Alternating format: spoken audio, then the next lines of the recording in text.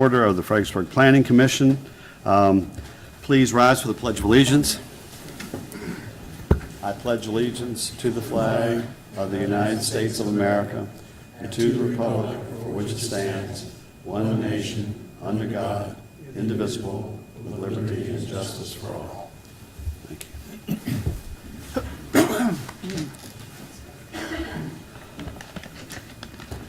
Welcome to this regular meeting of the Planning Commission. I'd like to recognize the distinguished guest we have here this evening, our former mayor, Dr. Tom Tomczak. Greetings. I'd like for you to come anytime that you would like to join us. Yes. Welcome to both those of you who are in the audience this evening and those watching the televised version of the meeting. And for your information, there are copies of tonight's agenda at the speaker's lectern, and you're welcome to them. We have several public hearing items this evening, and for those of you who may not have attended one of our public hearings, I'd like to remind everyone present that we will have these three items and then followed by our regular agenda. Then at the end of our regular business session, we have a general public comment period, and at that time anyone may address the Commission on any matter related to Commission business, but that is not on tonight's public hearing agenda. Speakers during this time shall be limited to 3 minutes. With that, I move to item 3 on the agenda, which is the approval of the minutes. We have the April 12th, 2017 regular meeting as edited, and this evening I believe you got a copy of the May 10 regular meeting. Do I hear a motion to approve both sets? So moved. So moved. Second? Second. Any discussion? All those in favor, please say aye. Aye. All those opposed? Ayes have it, and the minutes are approved. Item 4 on the agenda is the declarations of conflicts of interest. This is where any member of the Commission who believes that he or she has a conflict of interest regarding any matter that is on the agenda for this meeting tonight is recognized to state what the item is and the existence of a personal interest. Does anyone have a declaration to make at this time? Mr. Chairman, on item number 5, I had a conflict of interest when this was heard. The first time, I'm also going to recuse myself from this. My employer was involved in this property at one time with the applicant, and so I'm not going to participate in that. And I've also submitted a personal disclosure of interest in the number 6 and 7. I don't feel I have a personal interest, but my employer has donated money to that cause and feel it would be inappropriate for me to participate in that discussion. Okay. Thank you. And I understand that you filed that form with the clerk, and that will be made part of our minutes this evening. On the item number 5, the public hearing on the Highlander project, I do not have a conflict of interest, but I'm abstaining from participating in that debate tonight because I have served for a number of years on the board of directors of the Central Virginia Battlefields Trust, which sent a letter several months ago to the city advocating the preservation of this entire tract, and I don't want to give the appearance that I have some interest that would make me partial or not objective on this case, so I will abstain from that and ask our Vice Chairman, Dr. Gratz, to handle item 5 on the public hearing agenda. Dr. Gratz?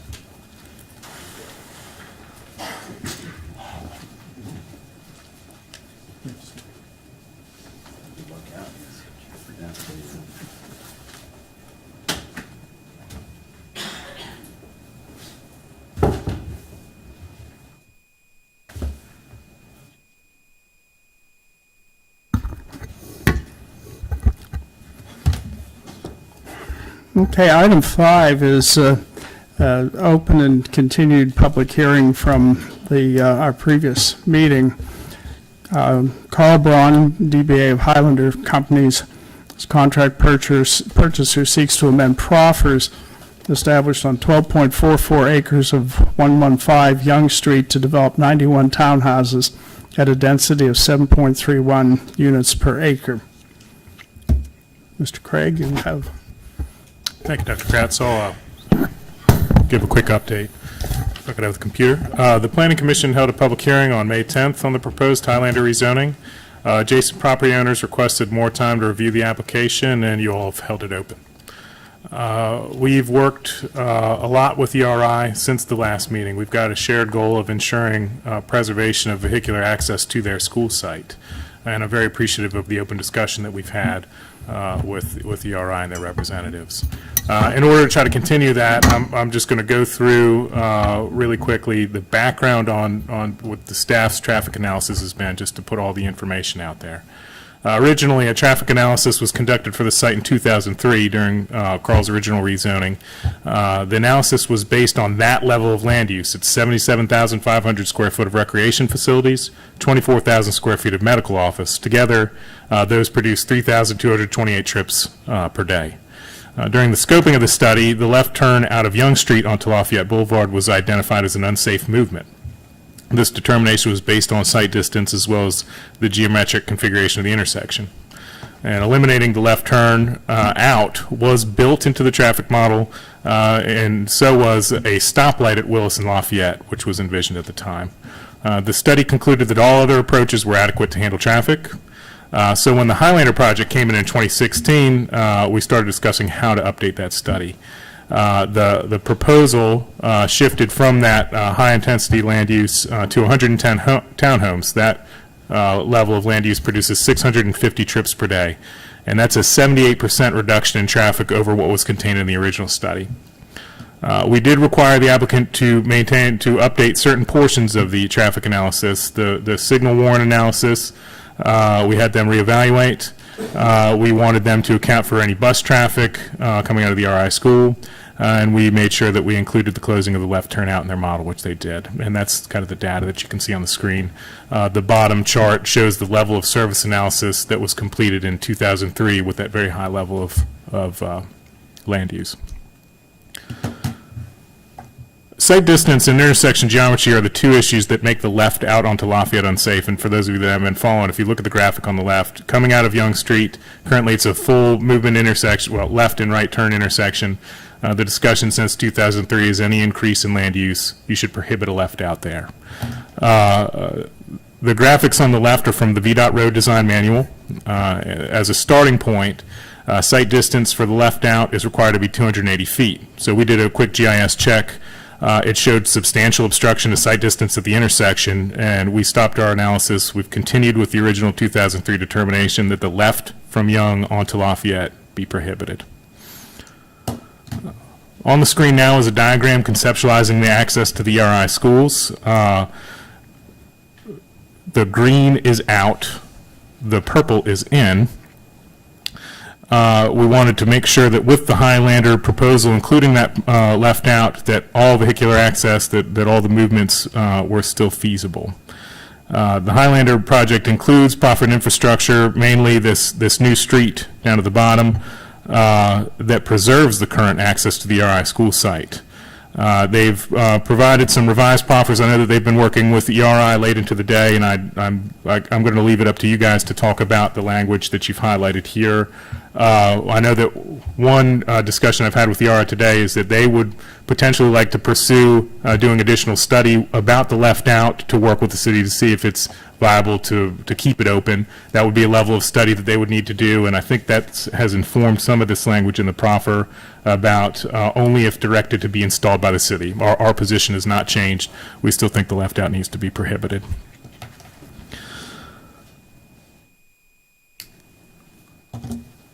What you're looking at here does represent that lefts out of the site onto Lafayette from Young Street would now be a left towards the project. They would go down through the traffic circle across the new road, and they would actually shift over to Willis Street. That intersection is much safer from a geometric standpoint, from a sight distance standpoint. It's the better place to be putting school buses and turning left from our general public safety standpoint. And that's why originally, when we had them update the traffic study, when they looked at the signal warrant analysis, we had them run the bus traffic through there. So that's how we've come to the conclusion that that intersection meets the requirements for not only the Highlander site, but the impact that they could potentially have on other uses. And that's kind of how we've arrived at the conclusions that we've arrived to with our study. Dave King, the Director of Public Works, is here tonight. He can answer any additional questions about traffic, as can I, in and around the Highlander site. The second public comment we've received was from Mr. Hamilton Palmer. He's a property owner that owns some some land that's in the 100-year floodplain influenced by Hazel Run. He is concerned that fill in the floodplain could impact the height of the flood water on his property, and if FEMA revises the base flood elevation as a result of fill, the cost of his flood insurance premiums. This is an issue that we spent a significant amount of time looking at up front with this application. The applicant applied for something called a conditional letter of map revision based on fill in 2006, and they applied to FEMA, the Federal Emergency Management Agency, and the purpose of that application was to get approval to fill in the floodplain and then have the 100-year floodplain designation on the federal insurance rate map removed from a portion of their property.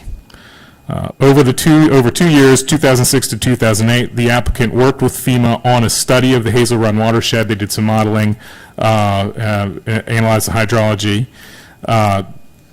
In 2008, the Clomar F was approved with an acknowledgement by the city, then city manager Phil Rodenberg, a community acknowledgement form. And that approval certifies that filling in the floodplain would not affect surrounding properties, and just as importantly, would not affect flood insurance premiums in the city. And again, that whole process is about revising the federal flood insurance rate maps that FEMA administers. Again, this federal approval already exists. To build the existing land use that Carl has approved out there, he could go fill in the floodplain with proper site permits over the next couple of days. There's a whole lot of technical background on this issue. John Saunders, our senior environmental engineer, is here. He can tell you all about the hydrology of Hazel Run and the Rappahannock River. It's really an interesting, it's interesting conceptually to hear about.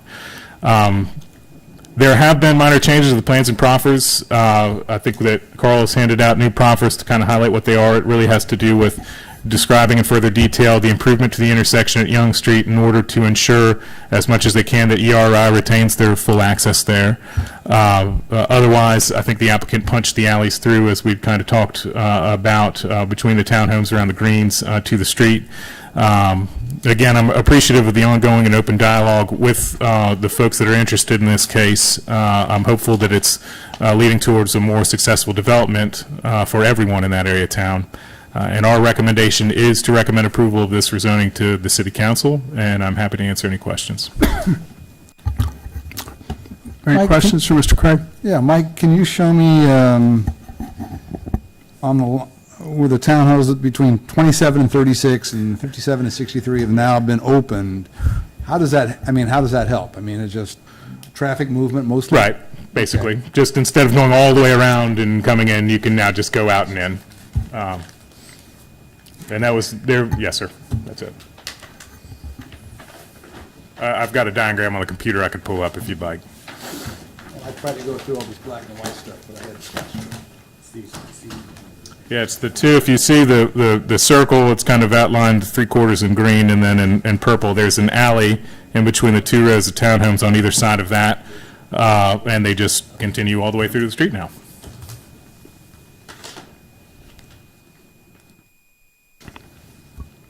Any other questions for Mr. Craig? So, yes, Mr. Chairman. So, on 18 November, I guess the Hurlong Associates Facilities Management and Architecture sent a note about the master plan for ERI. And I'm trying to figure out, were they requesting anything from the city in order to move forward with what they wanted to do? And where are we from the staff on answering this request? The ERS school are in the process of master planning their future. They reached out to us. We eventually held a TRC meeting in February. I know that. I'm not sure when the original request came in, and the goal was to get all on the same page with external issues, access issues, land use issues. They have a unique zoning down there that's got conditions on it. There was some discussion about having to change that at one point, and wherever that all stands. So we held the TRC meeting. One item that was discussed was whoever expands in that bottom, whether it be ERI or Highlander, the expectation on the city standpoint right at this moment is the same, that the left out be prohibited, whoever increases the land use down there. And they've asked, and I'm sure they're going to discuss this, but they have been talking today about how to do a study to show that it's not warranted to close down the left, and that would be an extra step that they could go through later. Well, basically, you never had the left there. No, they have a left currently, but whoever expands, whether it's a site plan or a rezoning, it's an unsafe movement. It needs to be, this is our city position, it's an unsafe movement and should be prohibited. But we do have traffic that's down 70% on that road, pretty much. Based on the entitlement. So what the zoning approval is currently is 78% more traffic than what would be proposed under the revised rezoning. Which is less than what was proposed Yes, sir. in 2003. Significantly. But our concern is not one dealing with volume, it's the geometrics of it. I got it. Thank you. Thank you, Mr. Chairman. At some point, I would love to hear from the environmental engineer, just if there's a brief explanation of how filling in the floodplain is not a big deal. I would think that by filling something in like that it would be a concern. But again, I'll defer to an expert. But yeah, John, yeah, thank you.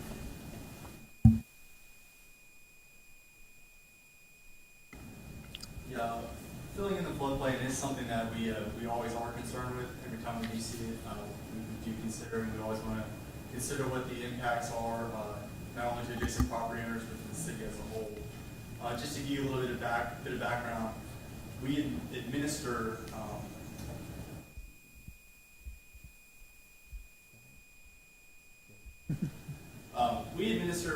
our program to comply with the minimum requirements of the National Flood Insurance Program. What that's done for us is the city, we're fortunate to have advanced mapping in our floodplain maps where we have specific zones that are designated with base flood elevation shown. Also in those zones we have designated floodways, which basically it's a tool that helps us make better land use decisions about where development can occur and where, if development does occur, we need to be extra concerned and do a little bit more analysis and a little bit more homework to figure out what the impact is going to be. Generally speaking, in areas that are outside of a floodway, we permit development and fill in those areas. And what that does is it enables development without significantly increasing the flood hazard on adjacent properties that would affect flood insurance rate premiums. FEMA and the program have acknowledged this concept of a floodway. It's built into the program. And what it does is, the base flood elevation that is shown on the map is the regulated base flood elevation. That is the requirement for flood proofing, for elevating residential structures. That's what needs to be designed for. Now, the cumulative effect, if everything in the flood fringe was filled in and all we had left was the floodway, yes, it certainly would increase the base flood. But it's unrealistic to imagine the entire floodplain in the city of Fredericksburg being completely filled in for a number of reasons. A lot of that has to do with a lot of those areas are protected and you can fill in anyway if you want to. I hope that's not too confusing. My big question would be probably, I assume there's a percentage, again, like you have to, 100% of a 100-year flood has to be contained within that floodplain. By filling that in, you've lowered it by 2%, by 5%, or is there a calculation that was done? Well, what happens is the floodplain is mapped, and what they do is when they map the floodplains, they take certain cross-sections of the Rappahannock River, and they use bridges and culverts and things like that that are choke points within the channel specifically, and other cross-sections in between to get a good sampling of what the geometry was like. We know what kind of flows and discharges are going to come through the river during those events. And so what they do is you have these different known and unknown variables, and you're able to determine what the height of the flood is going to be during a 100-year event.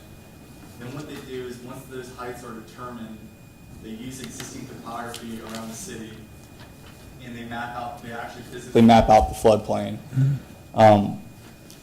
To determine where the floodway is, what they do is in the same model, they take that and they start shrinking down the floodplain to determine where the flooding is going to surcharge 1 foot. That 1 foot surcharge becomes the floodway. That's the designated area that would significantly increase. And the significant increase is a key thing to hone in on, because that's what would actually impact your flood insurance premiums. So in the context of this project with Highlander, what the engineers first did, who did the study, what they initially did is what they wanted to determine what was the effect of Hazel Run on the floodplain mapping for the city of Fredericksburg. And when you think about it, the watershed for Hazel Run is a relatively small area when you're considering the entire watershed that's contributing to the city of Fredericksburg Rappahannock River portion during a 100-year event. It's about 16 square miles versus 1,600 square miles. It's actually less than 1% of the entire contributing watershed. So what happens is that area actually peaks before, and what I mean by that is all the contributing runoff in that Hazel Run watershed peaks well before the entire watershed of the Rappahannock River that's used to figure out the floodplain peaks. So what they did was they considered that and they ran it through a model, and what they wanted to do was determine what water surface elevation controls in there. And really the purpose of their study was to determine what amount of fill they need to substantially raise their structures to get their structures out of the floodplain. So it wasn't necessarily a full study that determines what the impact is across the entire city of Fredericksburg. Realistically, the only way you could really do that is to actually remap the entire floodplain for the city of Fredericksburg. You'd have to rerun essentially the whole model with updated topography to really figure out what the rise, if any, is going to be, and where that floodplain boundary would be if it got pushed out. So it's not something that we require for necessarily for fill in the floodplain. The analysis that they did satisfied what they needed to do for their CLOMAR, and the CLOMAR, what that does is eventually it generates a LOMAR, which actually makes what they did official. So that level, the level of analysis to actually remap the entire floodplain for the city of Fredericksburg and a full hydraulic and hydrologic analysis isn't required for that, necessarily for that type of development. It would be required for a floodway. That's something that would certainly be required to consider what the impact is, on base flood elevations. But we've got this kind of safety built in there with the floodway, knowing that we've got a floodway designated and we have this area outside the floodway that we can theoretically completely fill in, and it would only increase the flood heights 1 foot within the city. It kind of helps us to be a little more flexible about where we require that. Okay, so what I'm just to summarize, and don't want to linger on this too much, most of the water in a flood would be coming from the Rappahannock River, not down Hazel Run, and is that correct? Well, what was determined is the water that comes through Hazel Run actually passes through the entire system before the water backwaters. And so what happens is the water surface elevation that passes through Hazel Run is lower than the water surface elevation that's created as a backwater from those constrictions within the Rappahannock River. Okay. So that's what they wanted to do. What they wanted to do is figure out what do we need to base our flood elevation off of, which one controls is what was determined. Okay, and then the other thing would be, there's enough leeway in the system that a project of this scale wouldn't be a problem, but if we did 8 projects like this, we might have to look at the city as a whole. Well, the thing to remember is, in terms of flood insurance and the ability to purchase flood insurance at current rates, we're doing everything that we need to do to comply with the National Flood Insurance Program and the minimum standards. So, you know, and you know, we could, in theory, so what's happened is, you know, we've got these regulated base flood elevations, which are what's shown on the map. We've got floodway. Within the floodway, we know also what the surcharge is of the floodway. So we've got another flood elevation that's shown too. So property owners are required to make improvements and to have, you know, their buildings floodproof or elevated to certain levels, which is the regulated base flood elevation. Because we fill in the entire floodplain theoretically, that doesn't change the regulated base flood elevation. That doesn't change it. It's acknowledged. It's part of the program that they know that there's another elevation above that. So that doesn't mean that folks and you know, property owners within floodplains don't have the ability to go ahead and elevate their structures or floodproof to a more stringent level. They have to do the minimum. They can go above and beyond that, certainly. But that's how our program's set up now. Thank you. Yes, Appreciate sir. it. Mhm. Before you leave, I'd like to follow up on that a little bit. I can understand that what happens on Hazel Run, it makes a very tiny contribution to what happens because of the Rappahannock River. Yes, sir. But I think the question might be what happens to property adjacent to this on Hazel Run. If this floodplain area is filled in, will that cause a rise in the Hazel Run level of Hazel Run, and then will that affect property nearby? Well, the property nearby is going to be a similar constraint. They're going to be constrained by the backwater on the Rappahannock as well. So what they need to be concerned about is, am I elevated? Am I outside of the floodplain for the Rappahannock River? Because that's the controlling. But will it change elevation. the floodplain level on some other properties nearby and perhaps take away some buildable land nearby? It's hard to tell, and it's very hard to quantify without physically doing an entire model of the city. Okay. Yeah.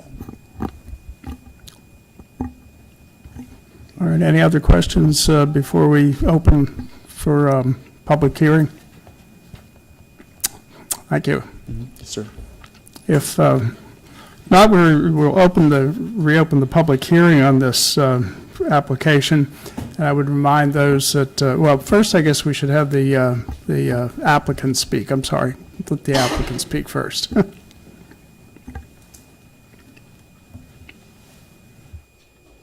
Thank you, Chairman and members of the Commission. Paul Braun, the contract holder of the property.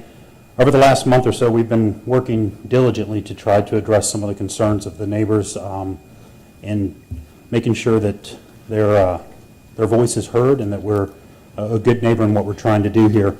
I'm going to have Justin with Bowman come up and talk in a minute about the floodplain as well. There's one other point that I think we want to make there, specifically addressing Mr. Gratz's comment.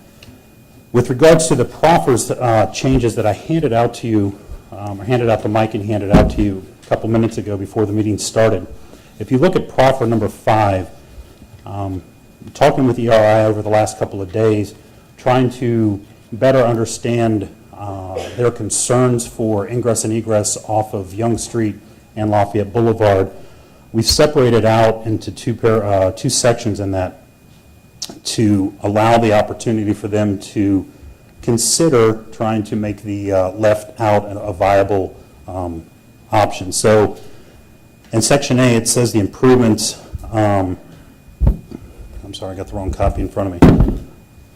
The improvements may include a flush mount or curb mounted or mountable curb median such that it will not restrict the existing access from Lafayette Boulevard to Young Street and to Jones Way, and then the reverse from Jones Way to Young Street back to Lafayette Boulevard for school buses, large tour buses, and 18-wheelers.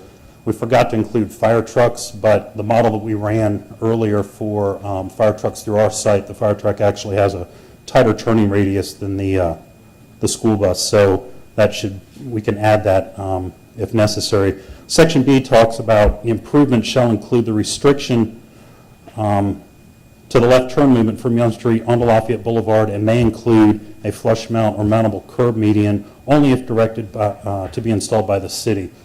The biggest concern that's been expressed by ERI over the last couple of days is the median itself and how that is constructed. On the GDP, it's a very general plan. We haven't gone into any details of exactly how that is to be constructed. And once that gets in place, they're concerned with the access for larger vehicles, 18-wheelers or larger tour buses.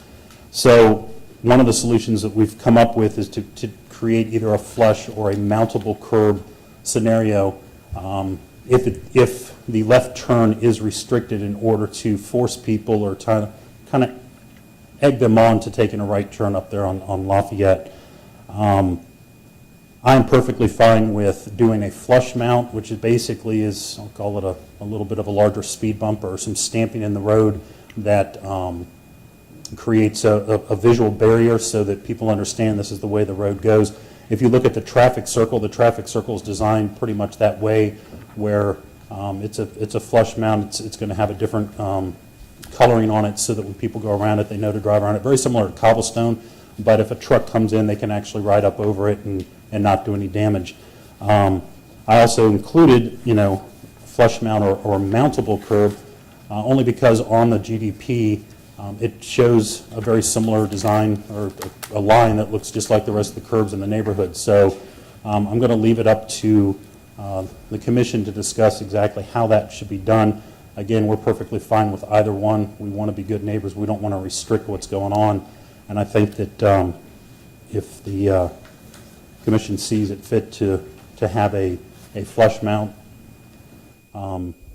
median there, then that would be, I think that'll suffice what ERI is looking for.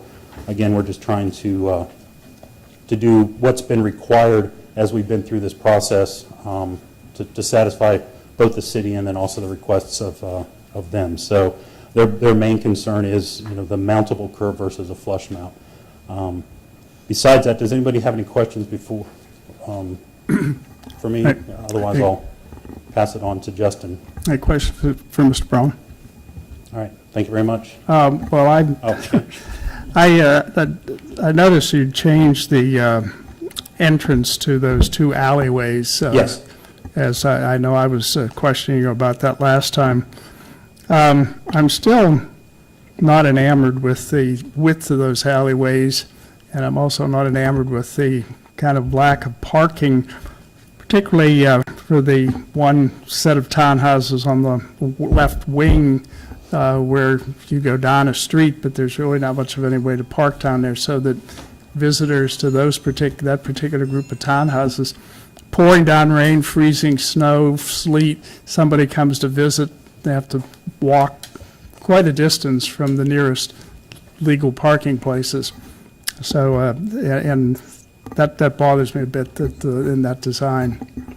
Yeah, I agree in some respects. Unfortunately, the constraints of what's happened has really dictated that that's the only way it can really be laid out in order to save the rail bed where the trail is on that side of the property. We weren't able to modify the trail and move that up any. We initially had some parking on that end and had the turnaround for the emergency vehicles further down, and it gave us 4 or 5 spaces there, but we had to change that in order to satisfy emergency vehicles. There is a strip that's closer to those besides the main road where there's all the parallel parking. But again, when you look at this, by code we're required 1.5. We're actually providing almost 3 spaces per unit. I believe there's 2 in each garage. There's driveways on some, and then there's another 86 or so off-site parking throughout the whole neighborhood.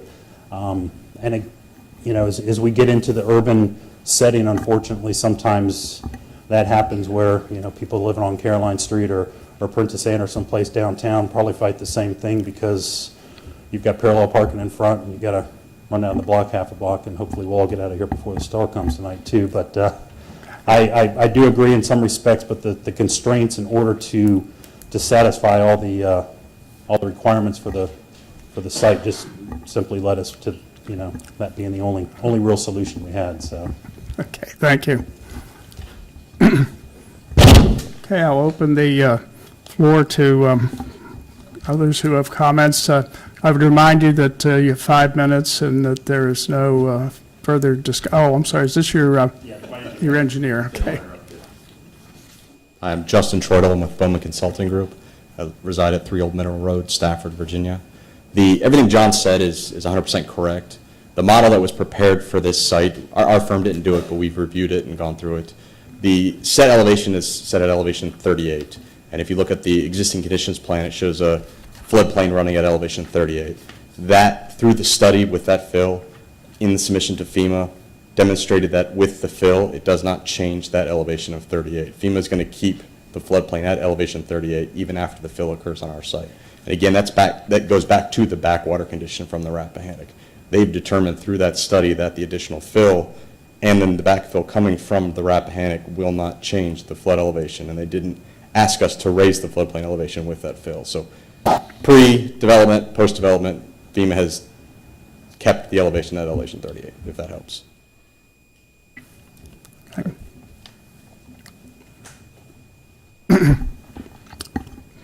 Okay, now we can open the floor for other public comment. And I would remind you that 5 minutes per person, and there'd be no back and forth between speakers. Hamilton Palmer, 401 Charles Street for this project. And my office is in this drainage shed these two previous speakers have, or three previous speakers have been discussing. The information that I have show that the proposed conditions based on were based on Hazel Run and were not based on the Rappahannock River backwater. And the study refers to the backwater elevation of 38.0. But if you look at the study and the model, you'll see in the cross sections on there that the fill is up to the elevation mentioned in the Hazel Run and not up to the 38 elevation. So there's a lot of fill that is not accounted for in the model. Now, the model's not complete. It appears that the existing condition, I'm going to say model, was copied over to the proposed conditions. And, I've got, there wasn't any difference in Appendix A and Appendix B in the floodplain investigation that I have. I've got some concerns that placing this much fill in the floodplain may raise the base flood elevation in there. I mean, what FEMA, as far as insurance goes, I can tell you that every tenth of a foot, I don't care about a half a tenth or 5/100ths of a foot or a half inch, but I can tell you that there's a lot of people in this community that are paying a lot more in insurance because of a tenth of a foot in elevation in their properties or their buildings. I'm hopeful that that somebody can find a complete model that can be run. It's a HECRAS model. It should be out there. It should be available. That shows the existing conditions and the proposed conditions. It's not in this investigation that I've got. And I've asked the city, I've gone through the city information. I was expecting to see some model, and it's just not there. So I'm hoping that, I wish Mr. Bond well. I do have some properties that are in this drainage area, and I am concerned. And I know that he's relied on the work that was done in 2006, 2007, and 2008, that the cities relied on it, that FEMA's relied on it. But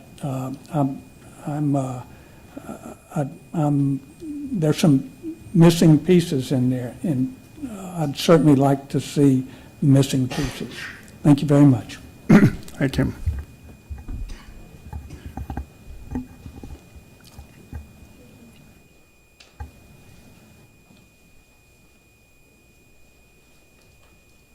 Good evening. Joan McLaughlin, 210 Caroline Street, past president of Employment Resources and the Oberly School, founder of the old Oberly School, and now on the board of directors. I want to thank you very much for giving us the opportunity to be able to study the issues that we were concerned with last month when you were meeting. It really gave us an opportunity also to reach out to the city staff, and we met with them, as well as we have been working with Carl as well. We're neighbors, so we're going to do whatever we can do to work together, but our concern is still safety and serving our customers by getting the children into the area. So that's about all I have to say, other than thanks a lot for giving us an opportunity. I'd like to thank the city manager too, the city attorney, because she also stood up and said, yeah, let's give them a little bit more time. So thanks an awful lot.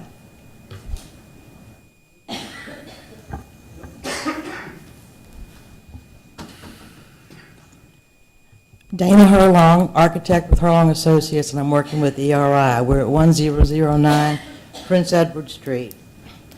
And with all due respect, the Planning Commission has been provided insufficient information to approve the proposed Young Street modifications on this project.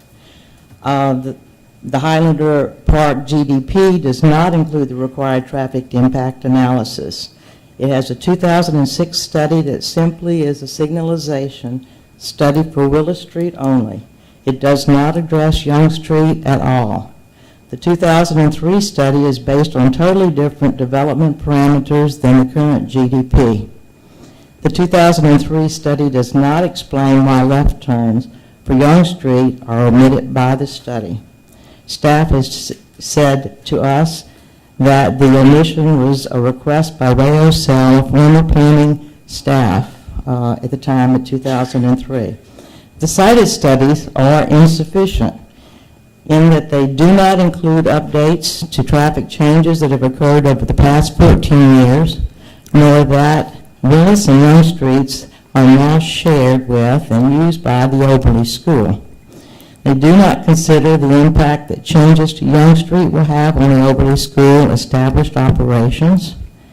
They do not justify why left-hand turns from Young Street should be discontinued.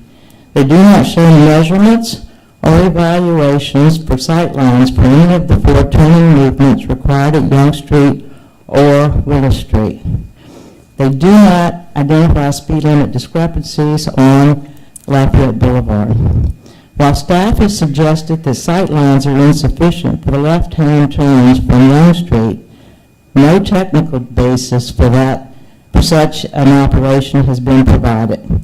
If left turn sight distances from Young to Lafayette are insufficient, the left turn sight distances from Lafayette to Young are significantly worse.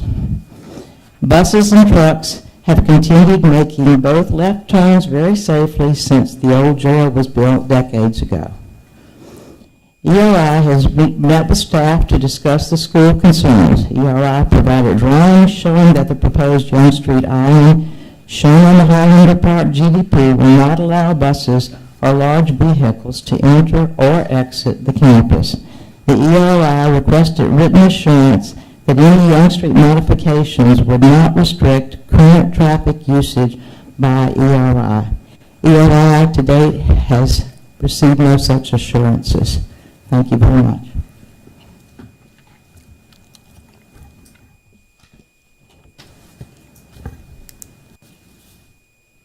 Good evening, Mr. Mr. Vice Chair and members of the Planning Commission. My name is Vern Torney. I'm president and owner of... Sorry, is the mic on? Yep, okay. Stand a little closer. There you go. My name is Vern Torney, president and owner of Vetra Company, 11535 Gunner Court, Woodbridge, Virginia. I'm here on behalf of ERI. I'm their traffic consultant. And I'd like to talk to you tonight briefly about two items, traffic studies as well as the intersection at Lafayette and Young. First of all, I've been in business over 30 years doing traffic studies throughout Virginia, and I've worked with a multitude of jurisdictions throughout the state. And when it comes to traffic studies, there's traffic studies that are required by VDOT, and then there's traffic studies that are not. This particular case, this is not required by VDOT, but it is up to the discretion of the local jurisdiction, in this case the city of Fredericksburg, whether a traffic study is required or not. In my experience, for this type of development, usually, most cases they do require one. In fact, right now I'm working on a case up in Prince William County in Lake Ridge where I have a 55 unit townhome development that Prince William County did require a traffic study for, which I'm currently doing. And coincidentally, that particular project is right next to an elementary school, similar to this case. I might point out that VDOT and most jurisdictions, like I mentioned, to their discretion, usually traffic studies only have a 2-year shelf life. In other words, they're only good for 2 years. In this particular case, the 2003 study that was done obviously is 14 years old. It's obsolete, uses the old land uses for the site, and obviously being 14 years old, anything is obsolete with regards to that study. When they updated the 2016 study, that's really just a signal warrant study, although they did take a look at the intersection of Lafayette and Willis with regards to levels of service and capacities. But all in all, it's a signal warrant study. It does not at all address the intersection of Lafayette and Young, which is really, in my opinion, probably as critical, if not more, for this particular case with regards to ingress and egress.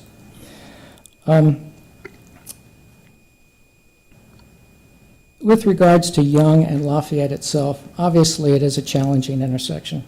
I've done some preliminary results for that, and it looks like that more than likely a radius change would be required according to specs and standards. Not necessarily a dedicated right turn lane, but a radius improvement from Lafayette into Young. Also, I want to point out that there may be other geometric improvements that may be necessary with regards to the left turn lane in. Perhaps the existing 75-foot turn lane is not adequate. That may need to be extended depending on a traffic study if one were done, a bona fide traffic study. With regards to the left out, we've done detailed infield measurements of that site distance for that left out, and we measure 270 feet from that turn lane looking south to Lafayette. The minimum required standard by VDOT, as I think Mr. Craig mentioned, is 280 feet. So we're just 10 feet shy of that. I think if you go out there and lop off one branch, I think you obtain at least 20 feet in addition. So there is a little bit of vegetation that could be trimmed back to meet that standard. And then actually probably more problematic than the left out is probably the left in with regards to site distances. Sight distance of the left in that is coming from Lafayette onto Young itself measures only 222 feet. That is significantly by 58 feet substandard. So really that movement is more problematic, the left going in than the left going out that we've been discussing. And that's about all I wanted to say. Thank you for your attention. I appreciate it. Thank you.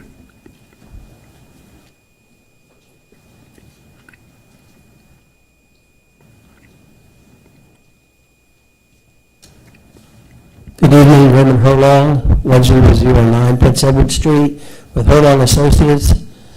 We're the architects with ERI. Thank you for allowing us a chance to speak. Profit 5 contains language that cannot be accepted by ERI. ERI must be able to continue its traffic use, which includes the following movements. Students are currently delivered and picked up by their home locality in vehicles and buses of a variety of size. The large tour buses visiting the National Park Service Visitor Center regularly park on campus. Deliveries commonly arrive in large vehicles and 18-wheelers. Fire trucks and emergency vehicles enter the site in response to regular calls. Vehicles arrive and exit on both Young Street and Willis Street. If Young Street is impassable by large vehicles, those large vehicles will not be able to even enter the campus since there's no room to turn around, and because the campus must be divided in the near future to provide additional security for the students. The proposed modifications for Young Street will restrict the number and type of vehicles as well as how they enter and leave the site. Additional drawings provided by Highlander Park do not adequately address this concern. Our most recent construction project of over $1 million was predicated on maintaining existing traffic patterns. The city has assured ERI that staff will see that the traffic is not restricted, but stops short of putting that assurance in writing. And ERI has requested that Proffer 5 be rewritten to assure that vehicle usage on Young Street will not be restricted, but that has not been satisfactorily done. A mountable curb is not acceptable. ERI must maintain easy access to the Blue-Gray Parkway so that its large vehicles are not forced to use downtown streets or regularly pass through the Highlander Park residential development. That access has been relied on for years, and ERI cannot support the proposed restriction of a left-hand turn from Young Street. When we brought our had our TRC meeting, the team that was there from ERI recall that multiple staff members told us that there would be no restriction on left-hand turns. When we inquired why this came up again, we were informed that the basis of the restriction was in the 2016 and the 2003 traffic studies. When neither document recommended such a restriction, we were informed that staff simply felt the turn should be eliminated because it was unsafe, based on their belief that site distance was only 100 feet and not VDOT compliant. We would agree if it were only 100 feet and not VDOT compliant. But ERI has measured the site distance to be 270 feet, only 10 feet short of the VDOT recommendation. If brush that currently overhangs Lafayette Boulevard were trimmed, adequate sight lines would be achieved. ERI has requested that the left turn portion of Proffer 5 be segregated so that ERI will have sufficient time to deal directly with the city to assure that this turn movement is not stopped and not to delay the Highland Park development. But this has yet to be done satisfactorily. Proffer 5 will severely curtail ERI's ability to serve its customers, provide a safe and secure learning environment, and serve student and business transportation needs. While ERI does not object to the Highlander Park development as a whole, it asks that the Planning Commission withhold approval of Proffer 5 until these issues are resolved or Proffer 5 is rewritten acceptably. We have offered that a rewritten version to the developer, who seemed to accept it, but there was such short time to get it through staff. There was questions about trying to get it before this commission. Thank you very much, and please do not allow the Young Street changes to be pushed through to the detriment of the Oberlin School. I'd also like to say that President Rourke Anderson was planning on speaking tonight, and he has had a family emergency that has kept him from being here, but he's very much interested in making sure that Proffer 5 is not approved as currently written or revised. Thank you very much.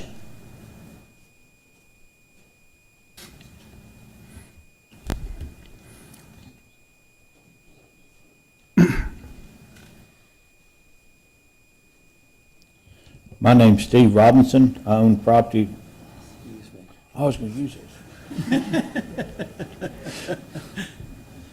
My name's Steve Robinson. I own property from 401 to 409 Willis Street. I don't like Mr. Braun's statement that he reached out to the neighbors down there, because he hadn't reached out to me, and I'm a neighbor. So it must have fell on deaf ears last month when I came in here, said he hadn't reached out to me, and he still hasn't. So for him to come up here and say he's reached out to the neighbors, not truthful. I don't know how many planning commission members have been down to Willis Street, but that's an old traffic study they have. Cobblestone Square wasn't in existence when that traffic study was done. Willis Street's a very narrow street, and when traffic gets backed up in the afternoon, when people are leaving the city, it's very hard to get out onto Lafayette Boulevard. So I think a better traffic study has to be done on that whole area, and because Willis Street's very narrow. And as far as the entrance on Young Street, it's still called Dead Man's Curve right there. Thank you.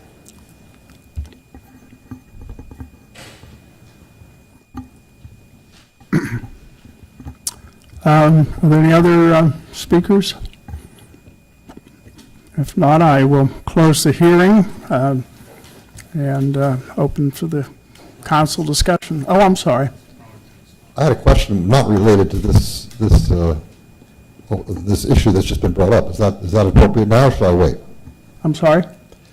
I had a question about an issue that is not related to what we've just been talking about. Now, should I ask those questions now, or wait until the public? There's an opportunity for public comment at the end of the, after the other regular items have been covered. Yes. Okay? Sorry.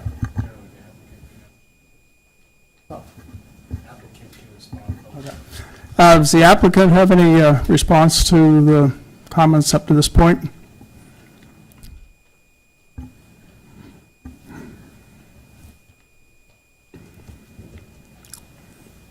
With regards to the traffic, I think that we need to keep in mind the original GDP that was approved generated 3,228 trips a day.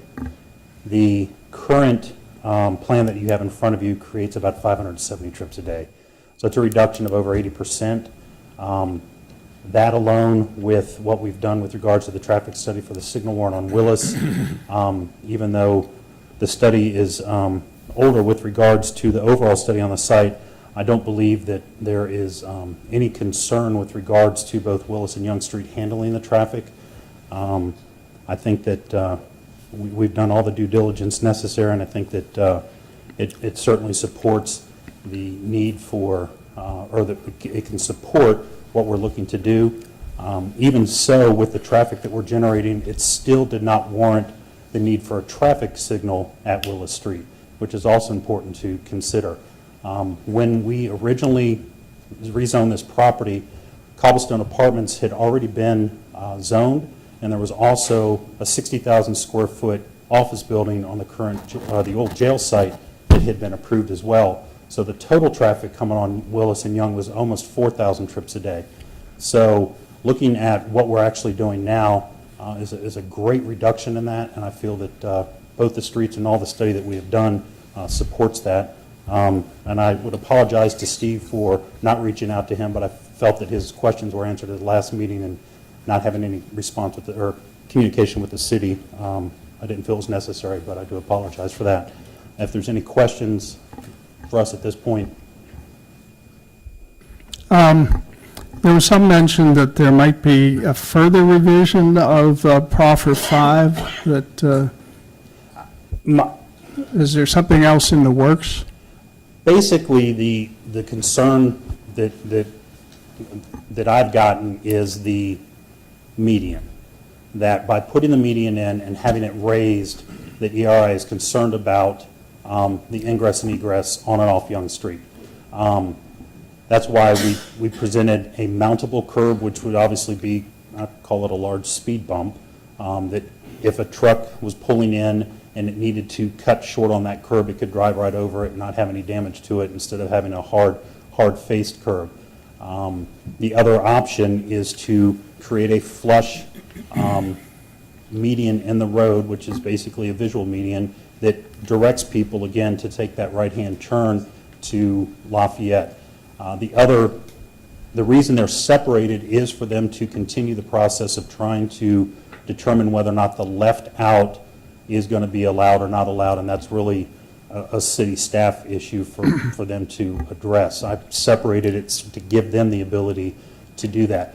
Our position is, if you want to make a left out, that's great. If you don't want the left out, it still works for us. I think that, for the last 15 years that I've been working on this, from the very beginning, that was always told to me, there's no way a left out's ever going to happen, so build everything knowing that parameter. It was part of our original GDP, so we've never pushed it any further than that. So really, I think the issue is that median and how it's designed, whether it can be flush with the ground, which allows, in the case that they have an 18-wheeler, the bus movement that we provided to the city, which I believe is in the packet, with the auto turn with the median there, the bus movement works perfectly fine. They can make all the turns without any issues. The fire truck is actually able to do the same thing, because I think the wheelbase on the fire truck is actually smaller. So the only concern is then, I guess, if they're getting 18-wheelers in there for deliveries, that they would need the ability to, drive over the curb, very similar to a traffic circle, to be able to get into the site. We are willing to do whatever the staff and commission recommends with that. It's not a deal breaker either way for us. We'll do the mountable curb, or we'll do a flush curb. It's just whether or not, the commission sees fit to do a flush mount, and I think that would satisfy their concerns. We would not change. The only thing we're doing is putting a curb on the, I'll call it the east side of the property as you're looking at it, with a cut-in for where their existing access is, and that's the only improvement we're really doing to Young, besides putting that median there to force people to kind of take that right-hand turn. So I think their concern really, I think, is more of the left turn and trying to create, that option and keep that option open. So again, we'd be willing to make it a flush-mounted median if that's the will of the commission, and I think that would solve the issue. Okay. From Mr. Craig?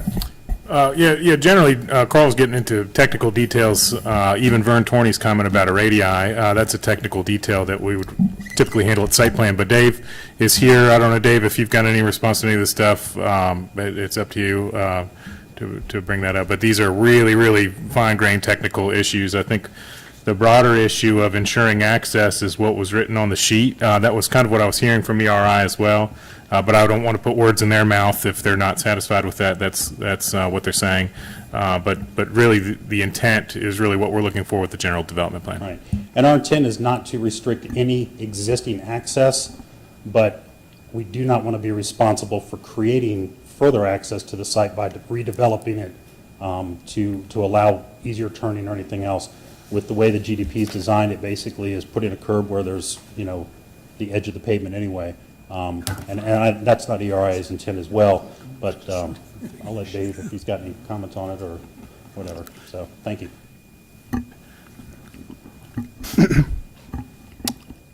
Okay, the commissioners have any other questions? I'd like to hear from Mr. King, if we could, on the issue.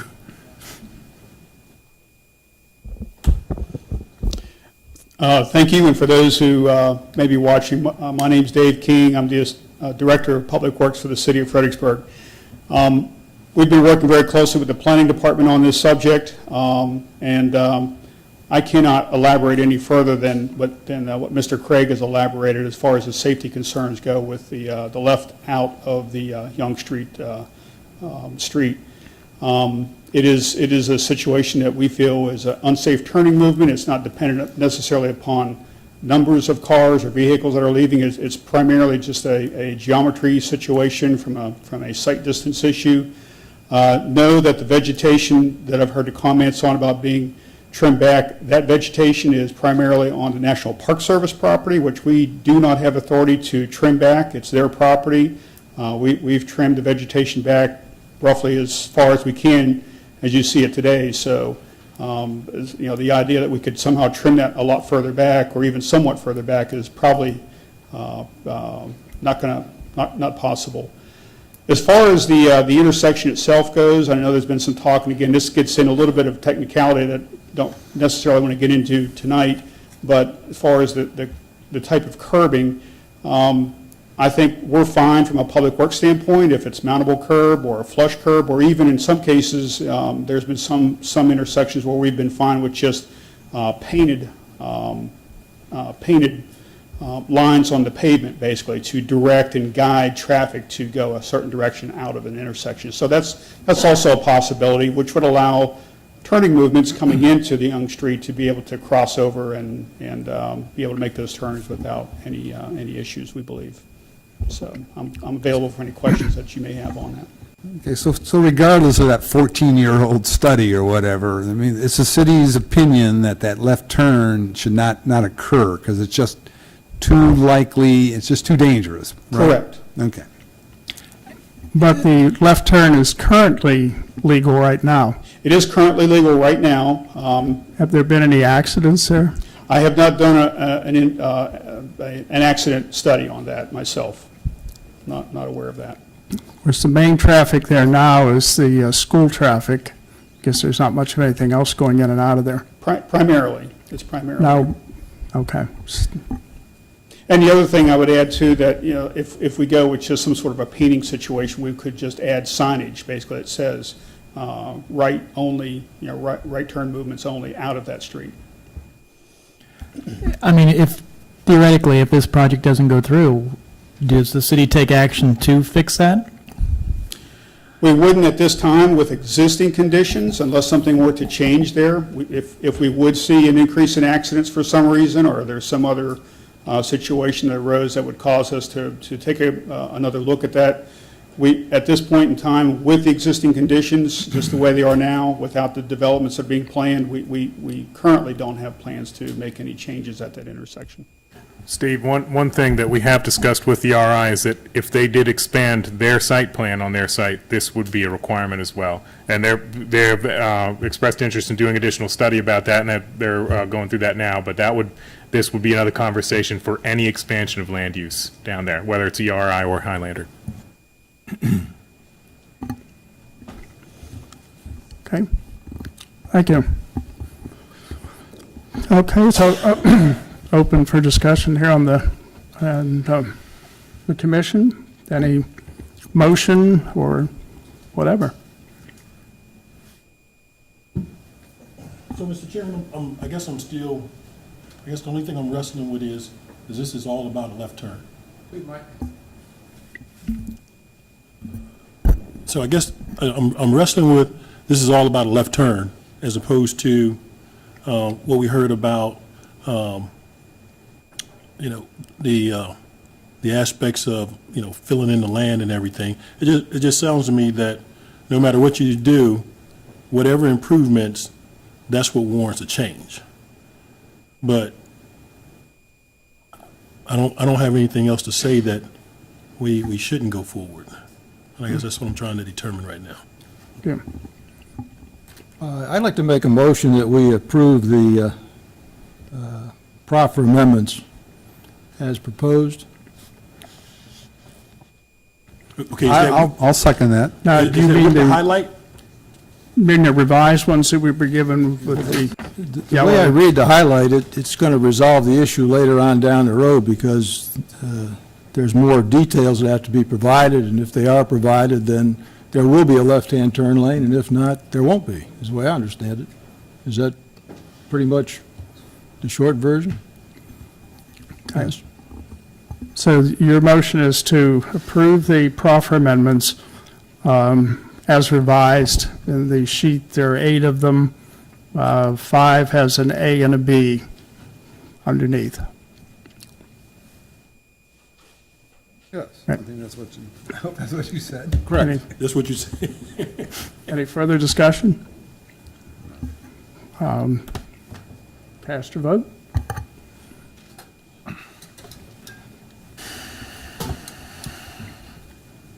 Motion passes 5-0. Point of order, though, it shows Mr. Pates, but that's your vote. On the machine, it shows Mr. Pates, and he abstained. Sure to make that. I'd rather see him take the blame. I could have reached over for you.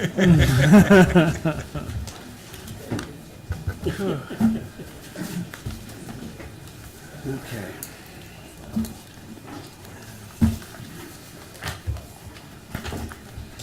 Where do we go now? Where do we go now? Where's Chris? Chris can't come for this one either. Oh, no? No, because it's... Oh, I don't even know why he's on the... Okay, moving along to item number 6 on tonight's agenda, SUP 2017-03, Laura Sands Hope House proposes an expansion of its institutional housing use into an existing structure at 826 Lafayette Boulevard. Mr. Craig is recognized for the staff report. Thank you, Mr. Pates. If I could have the computer again, please. Mr. Pates, just some housekeeping. We were planning on considering number 6 and number 7 during one public hearing combined. The two items are related. I don't know, I can read it for you if you'd like, or whatever you'd want to do that. Is there any objection to that on the part of the commission? We can hold them separately, or we can hold them together? Together is fine. Together is fine, okay. Then we'll also consider agenda item number 7, which is related.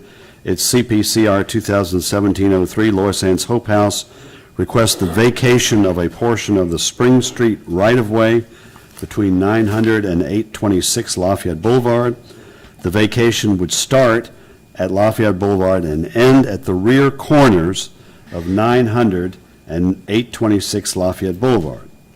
This request is to be considered in conjunction with Laura Sands Hope House request for a special use permit to expand the institutional housing use to 826 Lafayette Boulevard. Mr. Craig. Thanks, sir. As you've described, Laura Sands Hope House requests a special use permit to expand their existing use to 826 Lafayette Boulevard. That is in the commercial transitional zoning district. As you can see on the map at the bottom, the dashed outline in green, that is the portion of the Spring Street right-of-way that's under consideration. The larger dashes in cyan, that is 826 Lafayette Boulevard. The darker red across the street is Commercial Highway. You can see the orange of R8 about a half a block behind that. To the south is I-1 Industrial, and then Cobblestone is zoned commercial development. 826 Lafayette Boulevard is a single-family home. It was built in 1900. It's on a 0.14-acre parcel. Again, it's across from 7-Eleven across the street. A single-family home to the east, 824 Lafayette Boulevard. Spring Street right-of-way and Laura Sands Hope House are the next 3 parcels to the west. The Spring Street right-of-way is between Laura Sands Hope House and 826 Lafayette Boulevard. That's a picture of it at the bottom right of the screen. The applicant has requested vacation of a portion of this right-of-way, and it extends to where that green line shows to the rear corners, from Lafayette Boulevard to the rear corners of those 2 parcels. That's roughly 0.18 acres. Currently, it's a gravel parking area. The city permits Laura Sands Hope House, 824, and 826 Lafayette Boulevard to park in the gravel area. That dates back to the city removing the on-street parking in front of these uses in order to install the left turn lane headed to Little Page Street. Laura Sands Hope House proposes to operate 4 additional bedrooms, and that would be up to 16 residents in the home at 826 Lafayette Boulevard. This is their second page of their exhibit that kind of gives you a closer-up view of what the actual plan is. They propose to build a formal parking lot between 826 and 900 Lafayette Boulevard. That's the area shown in pink. You can see that the gravel would expand a little bit potentially into the yard. It will be designed in accordance with the city's modern UDO standards, which means that it would be paved, that all the required landscaping between the 2 uses, the single-family home and the parking lot, would be built. 2 of the parking spaces in the new parking lot would be reserved for and signed for use by the residents of 824 Lafayette Boulevard. So the outside of the yellow boundary to the right on this screen is a single-family home, 824 Lafayette Boulevard, who currently has rights to park in the parking lot. Laura Sands has included in their proposal on this page a note, and we've included as a condition or recommendation that they would continue to permit the parking. They would reserve 2 spaces and install signage for the residents of that property. Laura Sands Hope House also is included on this exhibit a 6-foot-tall wooden fence between the 2 properties. It's an orange dashed line to the right. The first question before you all tonight, you'll actually be taking 2 motions, is whether or not the vacation of the Spring Street right-of-way is in compliance with the comp plan. The comprehensive plan contains a list of the city's long-range transportation projects. The improvement of Spring Street is not one of them. Spring Street, if you look at the diagram on the left, has serious topographical issues. There's a 33, that area in the middle, going from 64 down to the 50 elevation, is a 33% slope. I think a standard road, the maximum slope that you can build it is 7%, or 8% maybe. The other consideration there, Spring Street is misaligned with Shepherd Street and Little Page. It's not a good connection. It wouldn't meet access management standards. It's not a natural extension of any existing street. The right-of-way is best suited to be a parking lot for 824, 826, 900, 902, and 904 Lafayette Boulevard. The comprehensive plan contemplates the city creating parking policies, parking solutions, using these to reduce conflicts between parking needs, and it says specifically in areas with residential uses, which this would accomplish. The second question before the Planning Commission tonight is whether granting a special use permit for the Low Sands Hope House expansion is appropriate. The comprehensive plan envisions the city having all levels of housing in neighborhoods, not just neighborhoods or in the city or in the industrial park or anything like that, but neighborhoods that are walkable, are around services, have access to transportation, where all aspects of our socioeconomic spectrum can live. It contemplates inclusive housing, affordable housing, and a variety of housing, again, meeting that diverse spectrum of economic needs. Low Sands Hope House would, in a sense, be a transitional use between the 24/7 7-Eleven and the adjacent single-family home up the street to the east. Changing the use from a single-family home to institutional housing, permitting 16 residents, would increase the level of light, noise, and traffic at 826 Lafayette Boulevard. There's going to be more people there. The applicant's proposal, based on our staff review, mitigates the impact. The plan includes a minimum of 27 parking spaces. With the Lois and Hope House expansion, that would require 21 parking spaces. Again, they're providing 2 spaces for 824 Lafayette Boulevard, so any parking conflict would be resolved by the plan that Lois Sands has put forward. The applicant has proposed a 6-foot fence between the neighboring house to cut down on lights and noise. There is also the required landscaping. They've put it on their diagram, but we would require it anyway, that would additionally kind of buffer that light and noise between the parking area and the single-family home to the east. So again, 2 actions are required tonight. The first is a determination by you all that the vacation of Spring Street is in conformance with the comprehensive plan. Our recommendation is that you make that determination. The second action would be a recommendation on the special use permit. The application before you all, based on our technical review, has met the requirements in our special use permit review and the UDO. We recommend that you all recommend approval of the application with the conditions listed in the staff report and draft resolution. And quickly, I think those are just tying down the number of residents, requiring the consolidation of the lots, and there's the third one. Let's see if I can get there really fast. Providing the parking spaces for 824 Lafayette Boulevard. We propose to have those as expressly written conditions on the special use permit. With that, I'll take any questions you all have. I have some questions. So the city won't have to do any more putting the gravel down or anything like that, right? We no longer have any kind of obligations. Did you say they were going to pave this? Yes, sir. Is that a good idea? I mean, do we want more impervious surface? I mean, that's the standard. That's the best practice. Okay. I think if John Saunders was still here, what he would tell you was once gravel gets compacted to a certain level, it's an impervious surface. Oh, really? So Okay. they are showing some parking lot expansion. We've taken a stance as a staff, and I think our UDO, one of the values built in is limiting impervious surface. We're open to that, but I think paving the parking lot is probably in the best interest of the people using it. okay.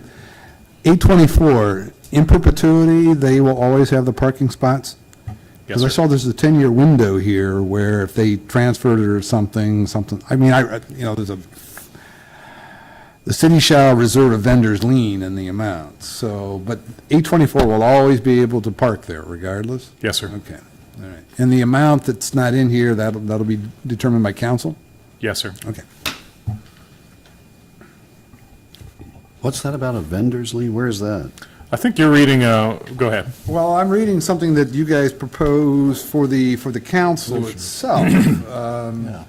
Yeah. There's two documents I think the city attorney prepared. One is a resolution for your determination on comprehensive plan compliance. The second is an ordinance, a proposed ordinance vacating this right-of-way, and Kathleen seems to be nodding. Yeah. It's hard to take that as I've got it right.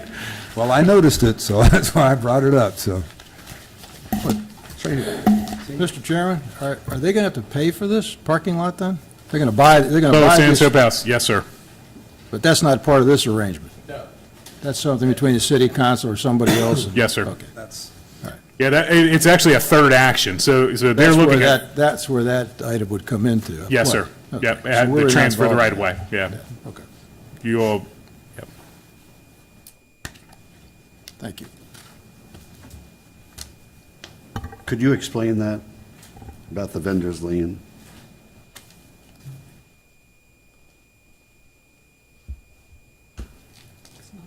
Mr. Chairman? Yes. Members of Planning Commission, Kathleen Dooley, City Attorney. The vendor's lien is based on a precedent when the City Council vacated right-of-way actually for ERI School. They waived the fee that we would normally have charged. Our approach for vacations of rights-of-way is to determine the value of the right-of-way using the assessed value of the land and then applying that on a square-foot basis. For ERI, City Council waived the payment of that fee because of the nonprofit educational nature of the applicant. And so this draft ordinance is prepared based on that precedent, anticipating that council might take that same approach with this applicant. However, council said, we're conveying an interest in land. And today, we have a nonprofit educational institution here with ERI and obviously with Lois Ann's Hope House. On the other hand, the vacation of our interest makes the property much more valuable, and there's always an opportunity for a landowner to convey that property, to at market rates. And so what council said was, we'll waive the fee today. However, we're doing that on the assumption that we have a nonprofit buyer. And so long as that nonprofit buyer retains ownership of the property, in fact, for the next 10 years, then we're not interested in the fee. But if, in fact, the buyer is to turn around the property and sell it at fair market value, for example, then we would want to recapture that fee. That's the purpose of the vendor's lien. And that would apply to the two abutting parcels, correct? It would run with the property. They do propose to consolidate all of the parcels, I believe, into I'm not exactly sure how they propose to consolidate the right-of-way, whether they propose to split it between the two adjacent parcels or add it all to one, but wherever that right-of-way goes, so goes the lien. Mm-hmm. Okay.